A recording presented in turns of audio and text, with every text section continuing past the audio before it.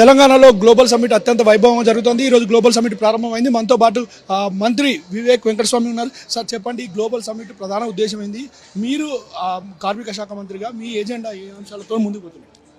అంటే 2047లో $3 trillion economy కావాలంటే సామాన్యమైన సమస్య కాదు. అది దాంట్లో చాలా బ్యాక్గ్రౌండ్ వర్క్ చేసేది ఉంది.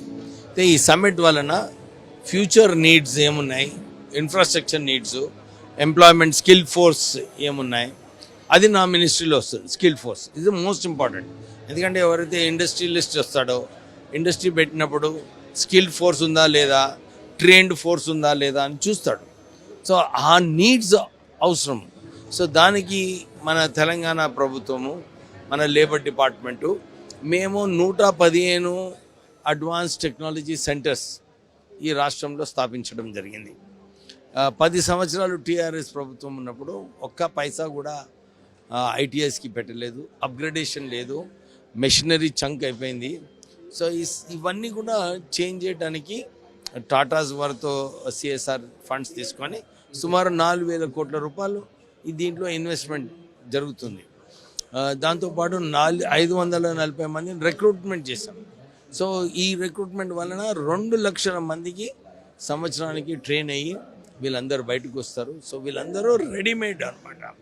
సో దీని వలన ఇన్వెస్టర్స్ వస్తారు, ఉద్యోగాలు కల్పించవచ్చు వీళ్ళందరికీ కూడా. సో ఈ ఒక విజన్తో 2047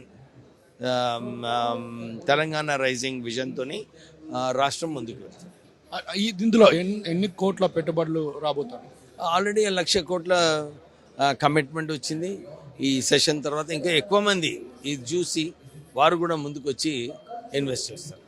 మీరు అంటే ఈ పారిశ్రామికవేత్తలకు మీరు ఇచ్చే సందేశం చివరిగా ఏం లేదు, ఈజ్ ఆఫ్ డూయింగ్ బిజినెస్ ఉండాలి. ఇండస్ట్రియలిస్ట్ వస్తారు, మన లేబర్ కూడా ఈ ఆపర్చునిటీని వాడుకోవాలి.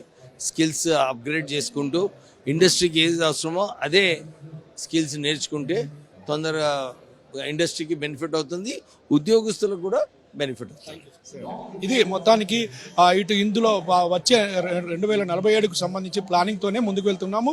అప్పటికి ఆయా రంగాల్లో అభివృద్ధి చెందుతున్నప్పుడు స్కిల్స్ కూడా ఆ దిశగా అభివృద్ధి చెందాలి. మనం విద్యార్థులు కానీ యువత కానీ అదేవిధంగా అన్ని రంగాల్లో మనం స్కిల్స్ డెవలప్ చేసుకొని ముందుకు వెళ్లాల్సిన పరిస్థితి ఉన్నది. పెద్ద ఎత్తున తెలంగాణకు పెట్టుబడులు రాబోతున్నాయని మంత్రి వివేక్ వెంకటస్వామి చెప్తున్నారు. కెమెరా పర్సన్ ధనుంజయ్తో Tirupachari, 10 TV, Bharat future city.